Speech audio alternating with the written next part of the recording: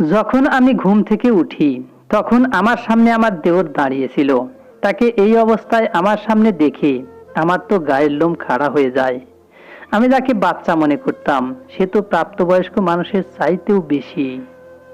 আমার বর আর আমার দেওর মিলে আমার সাথে এমন একটা নোংরা ষড়যন্ত্র করেছিল, যা জানতে পেরে তো আমার মাথায় আকাশ ভেঙে পড়ে, আমার মুখের রং ফিকে হয়ে যায়। এই ভেবে যে এত নোংরা কাজ কেউ কি করে নিজের বউয়ের সাথে করতে পারে।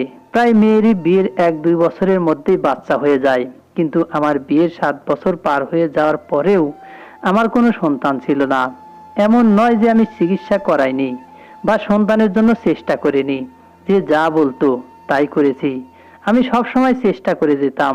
কেউ মন্দিরে যেতে বললে সেখানে যেতাম, যদি কেউ মসজিদে যেতে বলতো সেখানেও যেতাম, কিন্তু তারপরেও আমার কোনো সন্তান হচ্ছিল না। আমি সন্তান পাওয়ার জন্য সব কিছু করতে রাজি ছিলাম। সবাই এটাই বলতো, ভগবানের যখন সঠিক সময় আসবে তখন তিনি তোমায় নিশ্চয়ই সন্তানের সুখ দেবেন। কিন্তু এখনো পর্যন্ত আমি সেই সুখ থেকে বঞ্চিত ছিলাম। আমার শুধু বর আর ছোট দেওর ছিল। দেওর পড়াশোনা করার জন্য শহরে গিয়েছিল, সেই জন্য শ্বশুর বাড়িতে আমাকে নানা কথা শুনতেও হতো। বাচ্চা তো সবাই চায়, কারণ সমাজে বাজা মহিলাদের পছন্দ করে না। আর এই কথাটা আমি বিগত 7 বছরে খুব ভালো করে বুঝতে পেরে গিয়েছিলাম। একদিন যখন আমার বর কাজ থেকে ফিরলো তখন তাকে দেখে অনেক খুশি মনে হচ্ছিল। সে বাড়ি ফিরেই সোজা ঘরের আলমারিতে কিছু খুঁজছিল। আমি জিজ্ঞাসা করলে সে বলে, সবাই ঘুমিয়ে পড়ার পর তোমায় এমন একটা জিনিস দেখাবো যেটা দেখে তুমি অনেক খুশি হয়ে যাবে। কারণ সেই দিন বাড়িতে কিছু আত্মীয় ছিল। আমার দেওর পড়াশোনার জন্যই বাইরে গিয়েছিল। সেই দিন সে নিজের পড়াশোনা শেষ করে ফিরে এসেছিল। তার ফিরে আসার আনন্দে আমরা বাড়িতে একটা ছোটখাটো অনুষ্ঠান রেখেছিলাম। সেই জন্য আত্মীয়রা এসেছিল। তাই আমি চুপ করে যাই। কিন্তু বর কি বলতে চাইছিল সেটা আমি বুঝতে পারছিলাম না। কি এমন জিনিস যা দেখে আমি খুশি হয়ে যাব? হয়তো কোনো সারপ্রাইজ গিফট হবে। আমার জীবনে কোনো কিছুর কমতি ছিল না। পৃথিবীর সব সুখ আমার কাছে ছিল, শুধু একটা সন্তান ছাড়া, যা বিয়ের 7 বছর পরও আমার ছিল না। ডাক্তার বলতো, হয়তো ভগবানের এখনো সঠিক সময় হয়নি তোমাকে মাতৃত্বের সুখ দেওয়ার। সেই জন্য আমার বড় অনেক চিন্তায় থাকতো। কিন্তু আজ তাকে খুশি দেখে আমি অনেকটা হয়রান হয়ে গেলাম। কারণ তার মুখে আজ এমন খুশি ছিল যেন মনে হচ্ছিল সে কোনো বিরাট সম্পত্তি পেয়ে গেছে। আমার আর আমার বরের কাছে সব থেকে বড় সম্পত্তি ছিল বাচ্চা। এখন আমি অধীর আগ্রহে সবার শুয়ে পড়ার অপেক্ষা করছিলাম যে আমার বর আসলে আমাকে কি দেখাতে চাইছিল। যখন সবাই ঘুমিয়ে পড়ে তখন আমার বর আমাকে নিয়ে ঘরে চলে যায়। আমাকে বসিয়ে বলে, আচ্ছা আমি তোমাকে দেখাতে চলেছি, সেটা দেখে আর শুনে তুমি খুশিতে পাগল হয়ে যাবে। সেই সময় কেশবের মুখে অনেক খুশি ছিল। আমার আগ্রহ অনেক বাড়তে শুরু করে। আমার মনে হচ্ছিল কত তাড়াতাড়ি আমি সেই জিনিস দেখব। কারণ সন্তান সুখ তো এই মুহূর্তে পাবো না। যদি কোনো গিফট হয় সেটাই বা কি? কোন জিনিসের জন্য কেশবের মুখে এত খুশি ছিল? কেশব উঠে আলমারির দিকে যায়। আমি অবাক হয়ে সেই দিকে দেখতে থাকি। তখন সে বলে, এর মধ্যে এমন একটা জিনিস আছে যেটাতে তুমি তাড়াতাড়ি গর্ভবতী হয়ে যেতে পারো। আমি ভাবলাম হয়তো আমি ভুল শুনেছি, কিন্তু সে যখন হেসে মাথা নাড়ল তখন বরের কথা শুনে আমি একদম চমকে যাই। আর তারপর খুশিও হলাম, কারণ 7 বছর আমি কোনো ঔষধ খেতে বাদ রাখিনি। বাচ্চা হওয়ার জন্য সব রকম ঔষধ আমি খেয়েছি। যে যা বলেছে তাই করেছি। আমি ভেবেছিলাম সে হয়তো নতুন কোনো ঔষধ নিয়ে এসেছে, যেটা খেলে হয়তো আমি গর্ভবতী হয়ে যাব। আনন্দের ফলে আমার চোখে জল এসে গিয়েছিল, কারণ এইবার আমার বরকে দেখে অনেক বেশি কনফিডেন্ট মনে হচ্ছিল, যার জন্য আমিও বিশ্বাস করে নেই যে হয়তো এই ঔষধ কাজ করবে। আমি তাড়াতাড়ি প্যাকেট খুলি, কিন্তু প্যাকেটে থাকা জিনিস দেখে আমি এক মুহূর্তের জন্য অবাক হয়ে যাই। তারপর আমি কেশবকে জিজ্ঞাসা করি, এটা কি ইয়ার্কি হচ্ছে? আমি ভেবেছিলাম কেশব আমার সাথে হয়তো মজা করছে। কিছুক্ষণ আগে পাওয়া খুশি আফসোসে বদলে গেল। যদি এটা মজা হয়ে থাকে তবে এটা নিতান্তই খুব বাজে মজা। আমি সন্তানের এই ব্যাপারে অত্যন্ত সিরিয়াস, কারণ 7 বছরে আমি লোকের মুখ থেকে অনেক কিছু শুনেছি, কেউ বলতো তুমি বাজা, সেই জন্য কোনো নতুন বিবাহিত বা গর্ভবতী মহিলারা আমার ছায়ার থেকে পর্যন্ত দূরে থাকতো। কেউ কেউ তো এটাও বলতো আমি ইচ্ছা করে সন্তান নিচ্ছি না। যদি কোনো অনুষ্ঠানে কোনো বাচ্চাকে দেখে আমি আদর করতে যেতাম, তখন তার মা তাকে তখনই আমার কাছ থেকে কেড়ে নিয়ে চলে যেত, যেন মনে হয় আমি কোনো ডাইনি, তার সন্তানকে মেরে ফেলবো। আমি শুধু এমন একজন অভাগা মহিলা ছিলাম যে নিজের সন্তানকে বুকে জড়াতে চাইতাম। তাই কোনো বাচ্চাকে দেখলে তাকে কোলে নিয়ে নিজের আফসোস দূর করতাম। লোকেরা যা করেছিল সেগুলো আলাদা, কিন্তু কেশব, সে তো আজ পর্যন্ত আমার সাথে ছিল। আমাকে কখনো বাজা বলে কখনো কোনো কথা শোনায়নি, আর না দ্বিতীয় বিয়ে করার কথা কখনো চিন্তা করেছে। বরং সে সব জায়গায় আমাকে আগলে আগলে রাখতো। আমি শুধু কেশবের উপরই ভরসা করতাম, যেটা আজ ভেঙে গিয়েছিল। আমার চোখে জল চলে আসে। তখন আমাকে সেই অবস্থায় দেখে কেশব বলে, জুহি, এটাই সেই জিনিস যা তোমাকে গর্ভবতী হতে সাহায্য করবে। আমি আবারও সেই প্যাকেট এর দিকে তাকাই। তখন সেই প্যাকেটে রাখা একটা কাপড়ের দিকে আমার নজর যায়।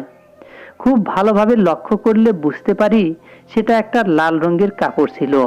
তাছাড়া সেই প্যাকেটে আর কিছু ছিল না। আমি ভীষণ দুঃখী হয়ে যাই। আমার মনে হয় সবার মতো হয়তো কেশবও আমার বাজা হওয়ার মজা নিচ্ছে। কেশব কাপড়টা দেখিয়ে বলে, এটাই সেই জিনিস যা তোমাকে গর্ভবতী হতে সাহায্য করবে। এটা অনেক বিশেষ গাছগাছালির রস দিয়ে তৈরি করা হয়েছে। যদি কোনো বাজা মহিলা এই কাপড় ভিজিয়ে নিজের পেটের উপর রেখে শুয়ে পড়ে, তবে সে গর্ভবতী হয়ে যায়। তুমিও এই কাপড়টা ভিজিয়ে নিজের পেটের উপর দিয়ে রাখো, যাতে কাপড়টা নিজের কাজ করতে পারে। আমি তাকে বলি, আর ইয়ার্কি করো না, ইয়ার্কির একটা সীমা থাকে। সমাজের লোকেরা কি আমাকে নিয়ে কম মজা করেছিল যে তুমি নতুন করে আমার সাথে এইভাবে মজা করছো? আমার কথা শুনে সে বলে, আমি সত্যি বলছি, কিন্তু কারোর কথা আমার বিশ্বাস হয় না। একটা সামান্য লাল কাপড় কি করে কোনো মহিলাকে গর্ভবতী করতে পারে? কিন্তু আমি আমার বর কেশবের কথা শুনতে বাধ্য ছিলাম। সে জেদ করে বলেছিল, এই উপায়টাও দেখে নিতে সমস্যা কোথায়? এত ডাক্তার, এত কবিরাজ, এত ফকির বাবার কাছেও তো কত চিকিৎসা করেছি, এটাও করে দেখা যাক। সে আমাকে এই কাপড়টা ব্যবহার করার পদ্ধতিও বলে দেয়। সেটা এই পদ্ধতিটা আমাকে অবশ্যই করতে হবে বলে আমি খুব তাড়াতাড়ি রাজি হয়ে যাই। তখনই কেশবের ফোন আসে, আর সে কথা বলতে ব্যস্ত হয়ে যায়। আমি তো 100% নিশ্চিত ছিলাম যে এই লাল কাপড় পেটের উপর রাখার ফলে তো কোনো দিনই আমি গর্ভবতী হব না। আমি একজন শিক্ষিত মেয়ে ছিলাম। আমি কি করে এই সমস্ত কুসংস্কার বিশ্বাস করতে পারি? কিন্তু আমি আমার বরকে রাগাতে চাইছিলাম না। সেই জন্য আমি সেই কাপড়টা ভিজিয়ে নিজের পেটের উপর রেখে শুয়ে পড়ি। একটা সময় তো এমন মনে হচ্ছিল যেন ওই কাপড়টা আমার শরীরের ভিতরে ঢুকে যাচ্ছে। ভয়ের চোটে আমার অদ্ভুত লাগতে শুরু করে, এটা কি সত্যি কোনো বিশেষ কাপড়? তারপর আমার মনে হয় আমি হয়তো একটু বেশি ভেবে ফেলেছি। শুধু একটা কাপড়ই তো, কিন্তু ধীরে ধীরে আমার সারা শরীর ঘামে ভিজে গেল। আমার ঘুম পাচ্ছিল, আর না জানি কখন আমি ঘুমিয়ে পড়ি। সকালে যখন চোখ খুলে, তখন আমার পেটের উপর সেই লাল কাপড়টাই ছিল। আমার সারা শরীরে অদ্ভুত একটা ব্যথা অনুভব হচ্ছিল। আমার সারা শরীর কাঁপছিল। পুরো চোখ খুলে এদিক ওদিক দেখতেই আমি দেখি আমার সামনে সোফার পাশে আমার 18 বছরের দেওর সেই লাল রঙের কাপড় হাতে নিয়ে দাঁড়িয়ে আছে। আমাকে ঘুম থেকে জাগতে দেখে সে বলে, বৌদি, আমি তোমাকে ঘুম থেকে জাগাতে এসেছি। ভাই তো অনেকক্ষণ আগেই অফিসে চলে গেছে।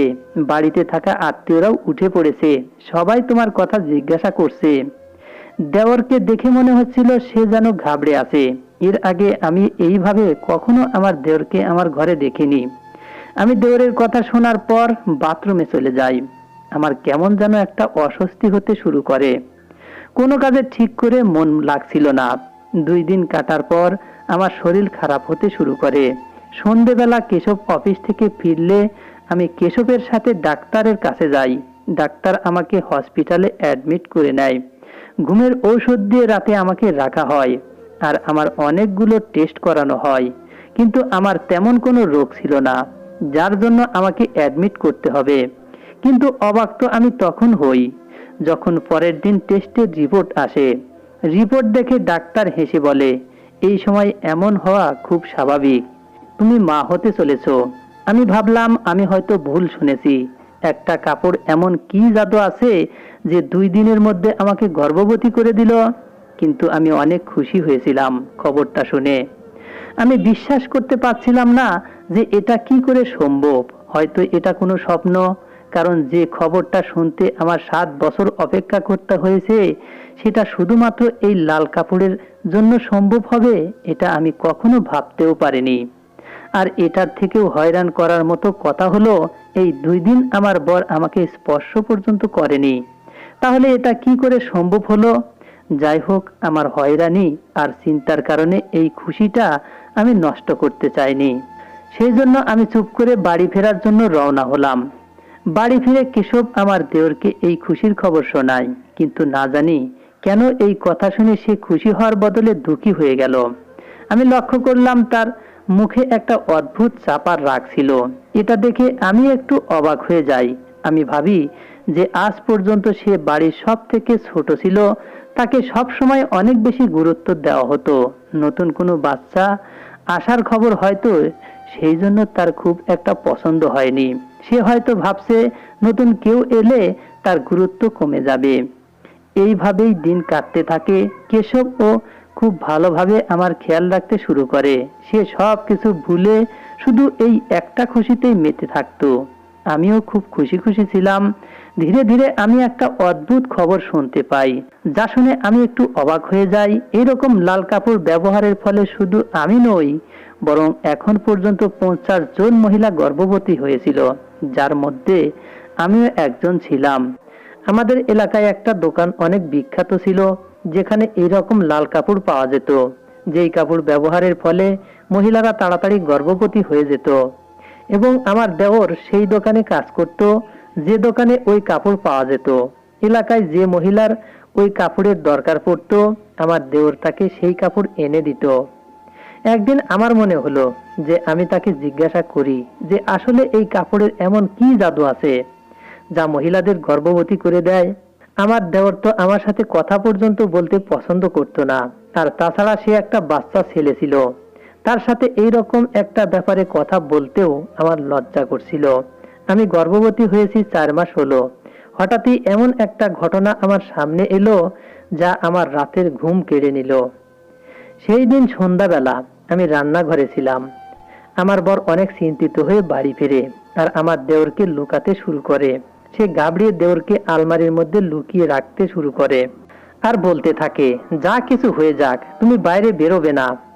আমি সেখানে দাঁড়িয়ে তাকে কারণ জিজ্ঞাসা করতে থাকি, কিন্তু সে আমাকে কিছুই বলছিল না। তখনই হঠাৎ করে আমাদের বাড়িতে পুলিশ চলে আসে আর আমার বরকে পুলিশ ধরে নিয়ে চলে যায়। আমি তাদের কারণ জিজ্ঞাসা করি, তাদের হাতে পায়ে ধরি, তাদের অনেক অনুরোধ করি, কিন্তু তারা আমার উপর কোনো রকম দয়া দেখায় না। আমার বড় নিজেকে ছাড়ানোর কোনো চেষ্টা করছিল না। পুলিশ চলে যাওয়ার পর আমি কাঁদতে কাঁদতে আমার দেওরকে আলমারি থেকে বের করি। আমার তার উপর সন্দেহ হচ্ছিল, না জানি সে এমন কি করেছিল যার জন্য কেশব সব দোষ নিজের মাথার উপর নিয়ে নিয়ে নিজেকে পুলিশের হাতে তুলে দিয়েছিল। আমি কেঁদে কেঁদে দেওরকে এক চড় মেরে বলি, বলো তুমি এমন কি করেছো যার জন্য আমার নির্দোষ বরকে পুলিশ ধরে নিয়ে গেছে? তোমার বয়সটাই বা কত? এই বয়সে কি এমন করলে যে পুলিশ তোমার পিছনে পড়ে গেল? সে তখন রেগে বলে, যাও গিয়ে নিজের বরকে জিজ্ঞাসা করো আমি কি করেছি নাকি সে করেছে। আমি তোমার কোনো প্রশ্নের উত্তর দিতে পারবো না। আমার সাথে বেশি তর্ক করো না, নিজের চরকায় তেল দাও, নিজের কাজে মন দাও। সে এমন ভাবে আমার দিকে তাকাচ্ছিল যেন সে আমাকে মেরেই ফেলবে। সে আগে কখনো এমন ভাবে আমার সাথে কথাও বলেনি। না জানি কি এমন ভুল কাজের সাথে সে জড়িয়ে পড়েছিল যার জন্য তার ব্যবহার এইরকম পরিবর্তন হয়ে গিয়েছিল। আমার মাথায় তো আকাশ ভেঙে পড়ার মতো অবস্থা হয়েছিল। আমি নিজের বরকে ফিরিয়ে আনতে চাইছিলাম। পরের দিন আমি যে সমস্ত কথা শুনতে পাই সেগুলো শুনে আমার নিঃশ্বাস বন্ধ হয়ে যায়। সেই কাপড়ের দোকানে কাজ করা সমস্ত লোককে পুলিশ গ্রেপ্তার করে নেয়, কারণ সেই দোকানদার কাপড়ের নেশার ঔষধ মেশাতো। সেই কাপড়টা ভেজানোর পর মহিলা অজ্ঞান হয়ে যেত। তারপর না জানি সেই মহিলার সাথে এমন কি হতো যে কিছুদিন পরেই তারা গর্ভবতী হয়ে যেত। এই সব কথা চিন্তা করে করে মাথা যন্ত্রণায় ফেটে যাচ্ছিল। আমার দেওরের উপর আমার সন্দেহ হতে শুরু করে। কেশব বলেছিল সেই দোকানে শুধুমাত্র দুইজন লোকই কাজ করত, এক দোকান মালিক আর দ্বিতীয় আমার দেওর, যাকে আমি বাচ্চা ভাবতাম। সে তো মহিলাদের সাথে। এর আগের কথা চিন্তা করতেই আমার গায়ের লোম খাড়া হয়ে যাচ্ছিল। আমি চেয়ারে বসে কাঁদতে থাকি। যদি আমার দেওর কিছু করে থাকে, তবে আমার বর কেশবকে কেন পুলিশ ধরে নিয়ে গিয়েছিল? আমি কিছুই বুঝতে পারছিলাম না যে কি করে আমার বরকে আমি নির্দোষ প্রমাণ করব। তখনই দরজা খুলে আমার দেওর আমার ঘরে আসে।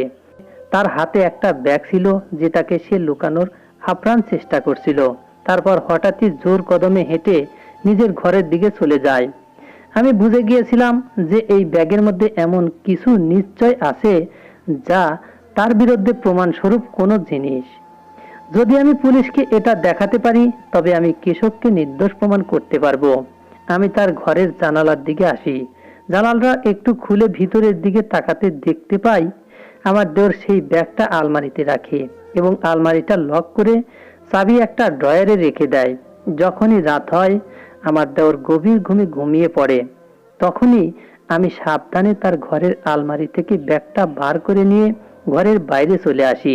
আমি নিজের ঘরে এসে দরজা বন্ধ করে দেই এবং যখন আমি ব্যাগ খুলে দেখি, তখন আমার পায়ের তলার মাটি সরে যায়। আমি বুঝতে পারছিলাম না যে আমি কি করব। ব্যাগের মধ্যে অনেক টেস্ট টিউব রাখা ছিল। সকাল হতেই আমি সব টেস্ট টিউব নিয়ে ল্যাবে পরীক্ষা করার জন্য নিয়ে আসি।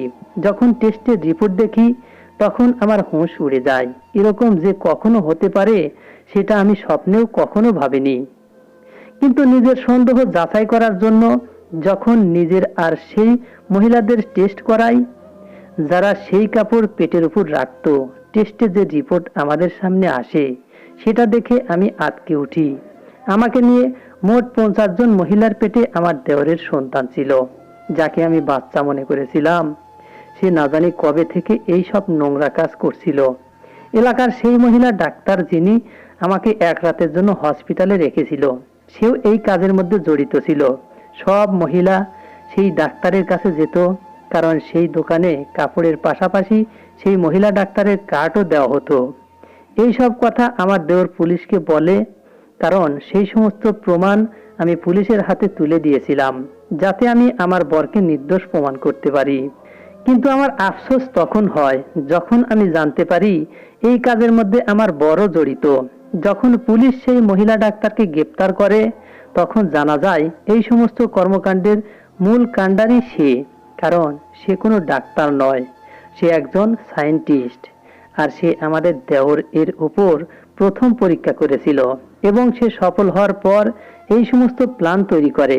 কারণ বেশিরভাগ বাজা মহিলারাই সেই কাপড় লাখ লাখ টাকা দিয়ে কিনত, আর যা উপার্জন নিজেদের মধ্যে ভাগ করে নিত। প্রক্রিয়া কিছুটা এমন ছিল যে ওই কাপড় ব্যবহারের ফলে মহিলারা বেহুঁশ হয়ে যেত।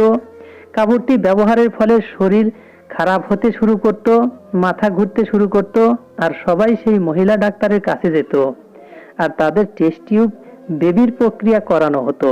পরের দিন সকালে টেস্ট করলে রিপোর্ট আসতো যে সেই মহিলাটি গর্ভবতী।